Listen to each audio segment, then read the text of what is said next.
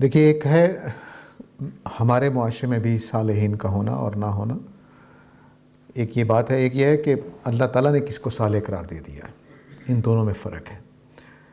نبی کریم صلی اللہ علیہ وسلم کے بعد، صحابہ کے بعد ہمارے پاس کوئی معلومات نہیں ہے کہ اللہ تعالیٰ کی نزدیک کون کون صالح آدمی ہیں. ہمیں نہیں معلوم، کیونکہ یہ دنیا میں ہم جانتے ہیں کہ ظاہری طور پر بہت نیک پرہیزگار آدمی، اندر سے وہ ہو سکتا ہے کہ کسی دوسرے مذہب کا آدمی بہروپ بدل کے آیا ہو، ہمیں نہیں پتہ ہوتا. اب مثلا میں آپ لوگوں کے سامنے بیٹھا ہوں، بتا سکتے ہیں کہ میں نیک نیتی سے قرآن پڑھا رہا ہوں یا کسی بری نیت سے؟ نہیں بتا سکتے. تو یہ بتانا ممکن نہیں ہے. تو جن کے بارے میں قرآن میں آ گیا، پرانی کتابوں میں آ گیا کہ وہ صالحین تھے، بس انہی کا ہم ذکر کر سکتے ہیں. مثلا قرآن مجید نے کہا ہے کہ بیعت رضوان کے موقع پر موجود سارے صحابہ سے اللہ تعالیٰ راضی ہیں. ختم ہو گئی بات، وہ صالحین قرار پا گئے. ٹھیک ہے، رضی اللہ عنہ و رضوا عنہ کی منزل پہ پہنچ گئے.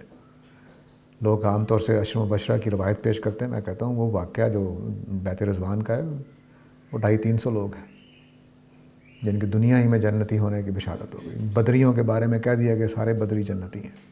ختم ہو گئی بات. تو یہ ان کے بارے میں فیصلہ آ چکا ہے.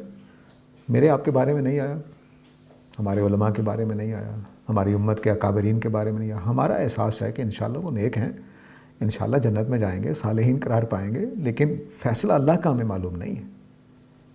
تو یہ فرق کر کے صالحین آج بھی ہو سکتے ہیں. یہ قرآن مجید میں سورہ الواقعہ میں بشارت ہے کہ 3 طرح کے لوگ ہیں. ایک سابقون السابقون ہے، ایک اصحاب الیمین ہے، ایک اصحاب الشمال ہے. سابقون کے بارے میں کہا ہے کہ انبیاء کے دور میں یہ زیادہ ہوتے ہیں، بعد والے دور میں تھوڑے ہوتے ہیں. اور جو اصحاب الیمین ہیں ان کے بارے میں کہا ہے پہلے دور میں بھی بہت ہوتے ہیں، بعد والوں میں بہت ہوتے ہیں. تو ہمارے ہاں بھی انشاءاللہ بہت ہوں گے، اللہ نے خیر کیا. اور اصحاب الشمال کے بارے میں اللہ تعالیٰ نے خاموشی اختیار کی.